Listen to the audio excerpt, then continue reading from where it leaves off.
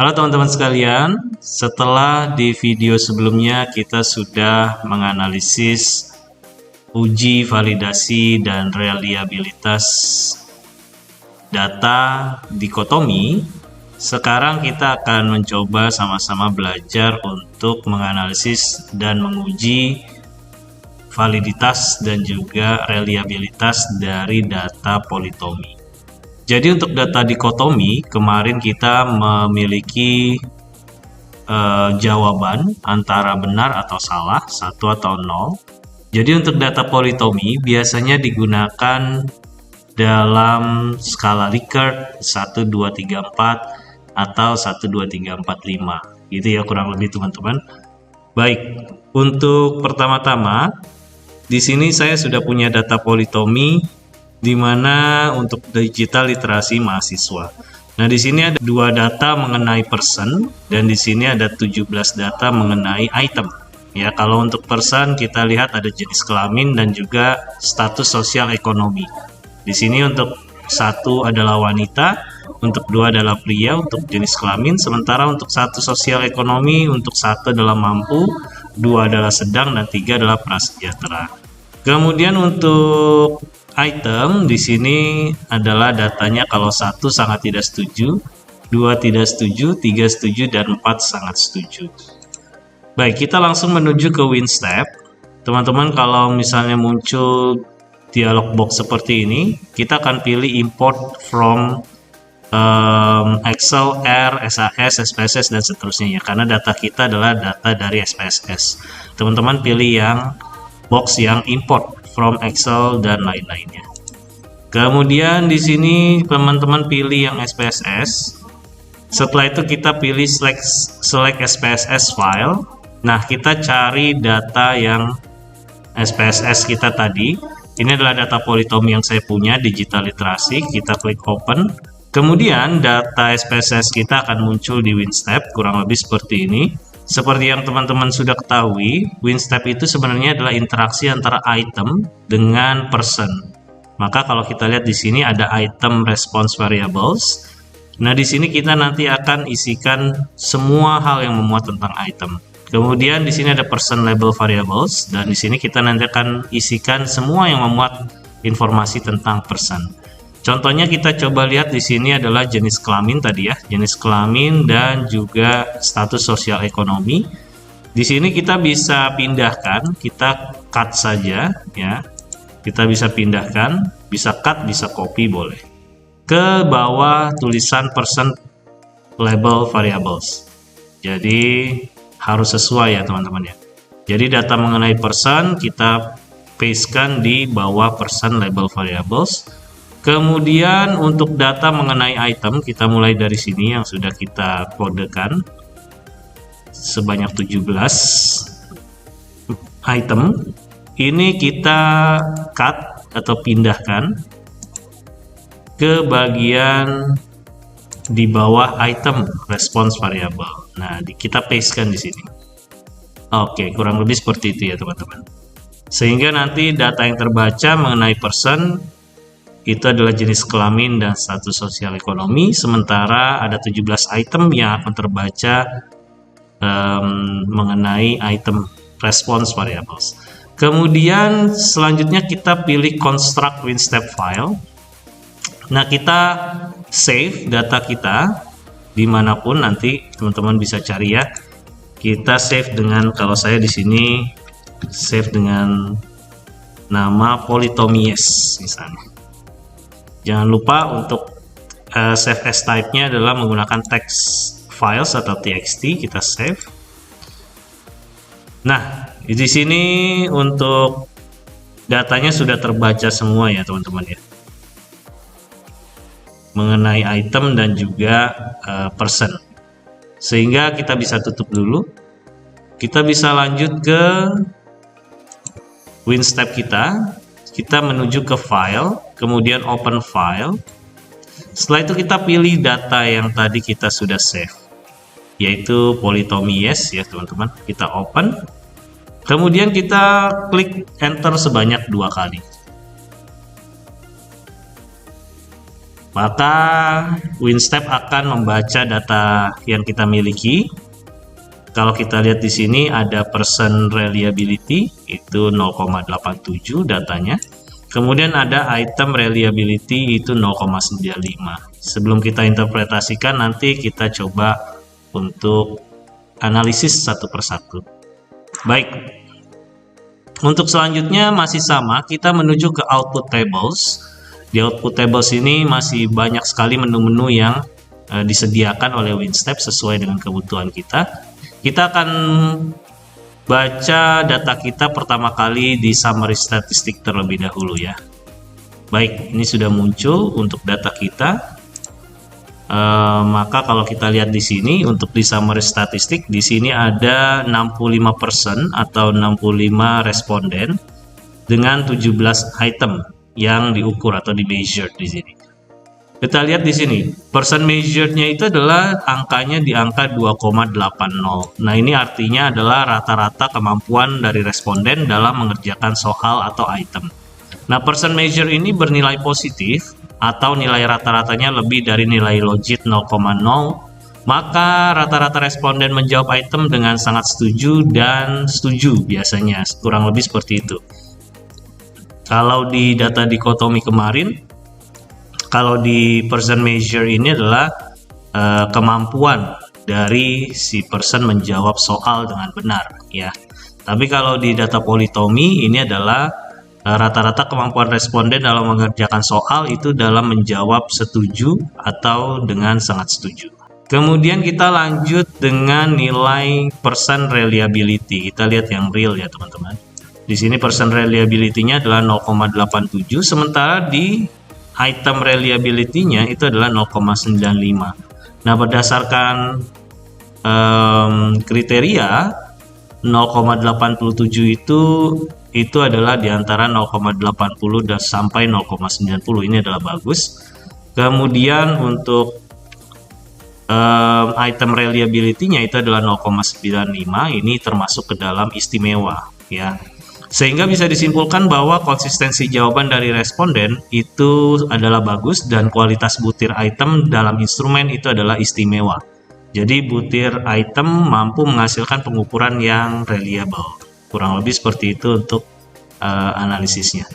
Selain itu kita juga bisa lihat di nilai Cronbach alpha. Ini adalah kita lihat nilai reliabilitasnya. Kalau kita lihat di sini nilai Cronbach alpha-nya itu adalah 0,89 reliability-nya. Di sini kalau nilai Cronbach alpha-nya 0,89 itu termasuk kategorinya adalah bagus sekali karena di atas 0,8. Ini menurut Sumintono dan Widiarso tahun 2015. Artinya apa? Artinya konsistensi internal dari instrumen itu bagus sekali, yang artinya sangat solid dalam mengukur satu konstruk yang sama ya. Baik, selanjutnya kita akan melihat tingkat kesulitan butir soal. Kita akan menuju ke output tables, kemudian kita pilih table 13. Ini adalah item measure. Nah, di item measure ini adalah mengukur tingkat kesulitan butir soal dari soal politomi kita. Nah, total score di sini ada total score ya teman-teman. Total score itu atau raw score atau skor mentah itu adalah sebenarnya hasil pengukuran. Jadi skor ini menunjukkan banyaknya peserta yang sangat setuju atau setuju dari item yang bersangkutan. Contohnya di sini adalah item nomor 15 ya. Jadi item nomor 15 itu mendapatkan nilai 176.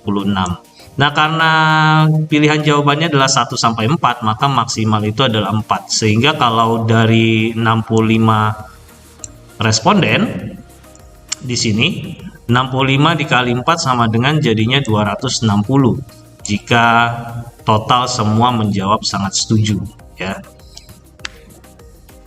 Kemudian misalnya di item nomor 15 tadi itu mendapatkan nilai 176. Kemudian di item nomor 6 itu adalah mendapatkan nilai 231. Nah, di item nomor 6 ini lebih banyak yang menjawab sangat setuju atau setuju. Sementara di item 15 itu lebih banyak yang menjawab atau responden menjawab itu adalah tidak setuju dan sangat tidak setuju. Kemudian kita lihat di measure. Nah, di measure ini Ini sebenarnya adalah nilai logit item berdasarkan pengukuran dengan rush model. Nah, di sini di butir item nomor 15 itu memiliki nilai measure tertinggi atau 2,24. Artinya apa? Artinya biasanya untuk data politomi ini jika nilai measure-nya paling tinggi, maka artinya item tersebut adalah item yang paling sulit untuk disetujui. Artinya responden sangat sulit menjawab setuju atau sangat setuju di item tersebut. Jadi kurang lebih seperti itu. Namun kalau kita lihat di sini di butir nomor 6 atau item nomor 6 itu nilai measure-nya itu adalah terendah, minus 2,31. Nah, ini artinya adalah item nomor 6 ini adalah item yang paling mudah untuk dijawab setuju atau sangat setuju oleh responden. Kurang lebih seperti itu. Baik, selanjutnya kita menuju ke item fit order ya teman-teman ya. Kita akan coba lihat di item fit order. Kita menuju ke output tables, kita menuju ke nomor 10, table nomor 10. Nah, di sini sudah muncul. Jadi item fit order ini sebenarnya adalah untuk melihat tingkat kesesuaian butir soal. Nah, item fit atau kesesuaian butir soal atau item adalah untuk menjelaskan apakah butir soal tersebut berfungsi normal melakukan pengukuran atau tidak. Jika suatu butir item tidak fit atau kita bilang misfit atau tidak valid, maka ada indikasi terjadi miskonsepsi pada responden terhadap butir item tersebut. Nah, kriteria penilaiannya masih sama seperti data dikotomi kemarin. Kita akan lihat dari 3 bagian, yaitu outfit MNSQ, kemudian outfit Z standar, dan juga point measure correlation atau CORE di sini ya. Ini berdasarkan Bone dan kawan-kawan. Jika 2 dari kriteria ini tercapai oleh item tersebut, maka item tersebut kita bisa katakan fit atau valid ya. Contohnya di sini item nomor 15 kita lihat. Kita lihat dari outfit MNSQ, outfit ZSTD, dan juga point measure correlation-nya.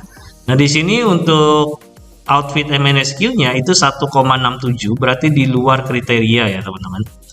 Kemudian untuk outfit ZSTD-nya 2,87, ini juga di luar kriteria. Sementara point measure correlation-nya juga di bawah kriteria. Sehingga item ini kita bisa katakan adalah misfit item. Selanjutnya untuk nomor 7 kita lihat dari outfit MNSQ-nya adalah 1,42, ini termasuk ke dalam kriteria. Kemudian untuk outfit ZSTD-nya 1,54, ini juga masih termasuk kriteria, dan point measure correlation-nya adalah 0,6, ini juga masih termasuk kriteria. Maka kita bisa katakan item tersebut fit atau valid. Selanjutnya untuk item nomor 3 itu outfit MNSQ-nya itu adalah 1,21, masih termasuk kriteria. Outfit ZSTD-nya 0,71 masih masuk kriteria, dan point measure correlation-nya adalah 0,53, ini juga masih masuk kriteria. Maka kita bisa katakan soal tersebut atau item tersebut fit.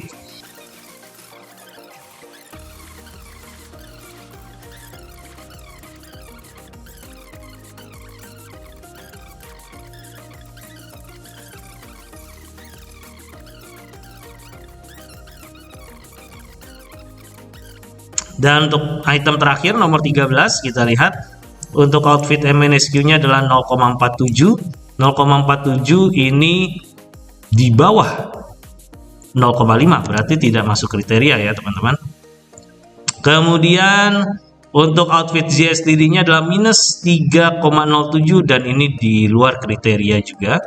Dan point measure correlation-nya ini termasuk ke dalam kriteria, tapi karena hanya 1 dari 3 atau 2 lainnya itu tidak masuk kriteria, maka ini termasuknya adalah misfit item.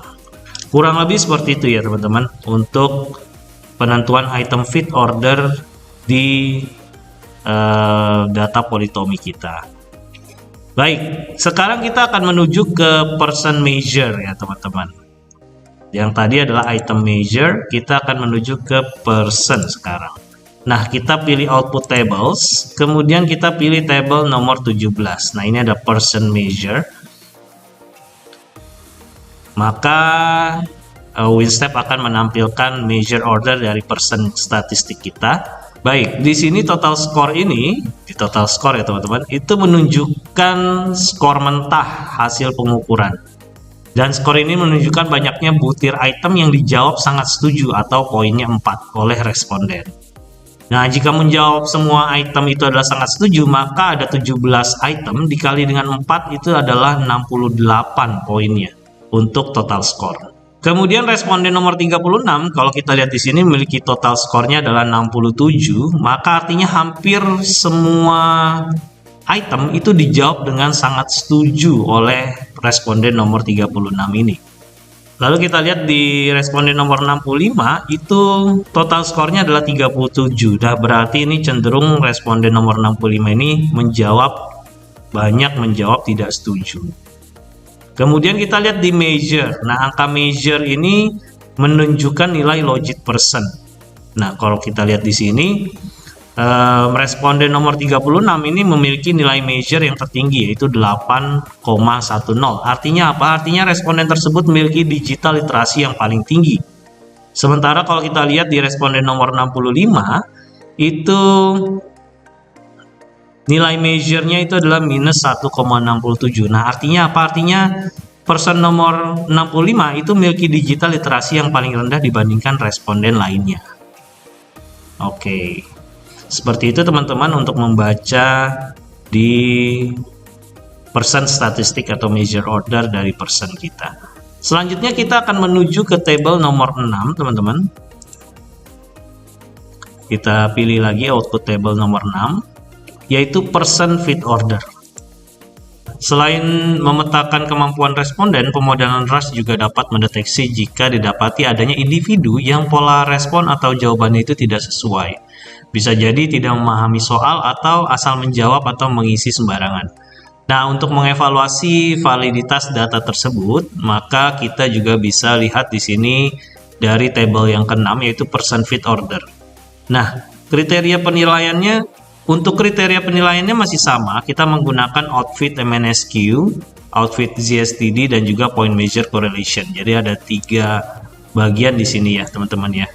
Kemudian di person fit order ini juga kita bisa mengevaluasi validitas data responden, apakah layak dipertahankan dalam analisis atau perlu dikeluarkan. Contohnya kita bisa lihat di sini untuk responden nomor 22 dari data person ini adalah perempuan ya. Kemudian termasuk ke dalam status sosial ekonominya adalah prasejahtera. Itu ya. Jadi untuk angka 1 ini adalah jenis kelamin, untuk bagian kolom yang kedua adalah status sosial ekonomi. Kemudian di measure-nya ini kalau kita lihat itu memiliki kemampuan digital literasi yang tinggi yaitu 5,85. Namun ada misfit. Kenapa? Karena di sini kalau kita lihat dari outfit MNSQ-nya itu adalah 3,17, berarti di luar kriteria ya. Kemudian outfit ZSTD-nya itu adalah 2,55, ini juga di luar kriteria. Dan juga point measure correlation-nya itu adalah 0,1, ini di bawah kriteria. Jadi ini termasuk ke dalam misfit person ya, atau tidak valid. Jadi meski memiliki kemampuan digital literasi yang tinggi berdasarkan measure, ini jawaban responden dianggap tidak konsisten dengan prediksi model. Kemudian kita bisa lihat di sini untuk responden nomor 52. Ini adalah laki-laki, kemudian dia status sosial ekonominya adalah mampu. Nah, ini termasuk ke dalam fit person. Kenapa? Karena di sini measure-nya juga cukup tinggi ya, 4,54. Dan nilai MNSQ-nya di sini adalah kalau kita lihat 1,41, ini termasuk di dalam kriteria. Kemudian untuk outfit ZSTD-nya 1,09 masih termasuk kriteria, dan untuk point measure correlation-nya adalah 0,51, ini juga masih termasuk kriteria. Jadi ini kita anggap sebagai fit person. Mengapa dikatakan fit? Karena jawabannya sangat konsisten dan sesuai dengan estimasi kemampuan dari model RAS. Baik, kurang lebih seperti itu bagaimana cara kita untuk menganalisis item dan juga person fit order dari data politomi kita. Baik, berdasarkan hasil analisis RAS menggunakan WinStep terhadap 17 butir instrumen dan 65 responden, dapat kita simpulkan bahwa yang pertama, instrumen memiliki reliabilitas yang tinggi, ditunjukkan oleh nilai Cronbach alpha sebesar 0,89. Kemudian yang kedua, reliabilitas responden sebesar 0,87. Ini menunjukkan konsistensi jawaban responden berada pada kategori baik. Dan yang ketiga, reliabilitas butir sebesar 0,95 menunjukkan kualitas butir instrumen yang sangat baik. Dengan demikian, instrumen dinyatakan valid dan reliable sehingga layak digunakan sebagai alat pengumpulan data penelitian. Demikian hasil analisis validitas dan reliabilitas instrumen menggunakan pemodelan RAS pada data politomi dengan bantuan WinStep. Berdasarkan hasil yang diperoleh, instrumen menunjukkan kualitas pengukuran yang baik dan layak digunakan dalam penelitian. Terima kasih telah menyimak video ini, semoga bermanfaat dan sampai jumpa.